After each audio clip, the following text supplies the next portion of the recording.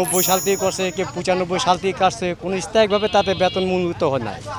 একটা মানুষ ডিপার্টমেন্টে চাকরি করলে কিছু একটা সীমিত বেতন থাকলে পরিবার নিয়ে চলতে পারে, সেই সুযোগ সুবিধাটা আমাদের না। মাস আগে আন্দোলন জারি রাখিছিলাম, তো আমাদেরকে পৌরসভার ব্যক্তিরা বলেছিল যে তোমাদেরকে 2 মাস পরে বেতন বাড়িয়ে দেওয়া হবে।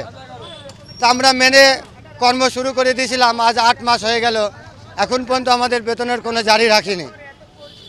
আজকে এই জন্য আমরা মাঠে লাভিয়েছি। আমাদের আশা দিয়ে রাখছে এই মাসে না ওই মাসে, ওই মাসে না এই মাসে। আমরা 4টে দফা দাবিতে আমরা যাইতে 1টা দফা দাবি আমরা বাদ দিয়ে দিলাম, কিন্তু আমরা 3 দফা দাবিতে আসছিলাম। সেইগুলো কোনোটাই আমাদের রেজাল্ট এখন তো আমাকে দিল না। তো এই জুন জুলাই তো এই জুন জুলাইয়ের ভিতরে যদি আমাদের যদি এরকম করে, তাহলে তো আর আমাদের তো আর কোনো কিছু করারই হচ্ছে না। আমরা চাচ্ছি আমাদের ন্যায্য পাওনা, আর ন্যায্য পাওনা আমাদের 16,000 টাকা বেতন অবকাঠামো করতে হবে এবং আমাদেরকে মাস্টার রুলের আওতায় নিতে হবে।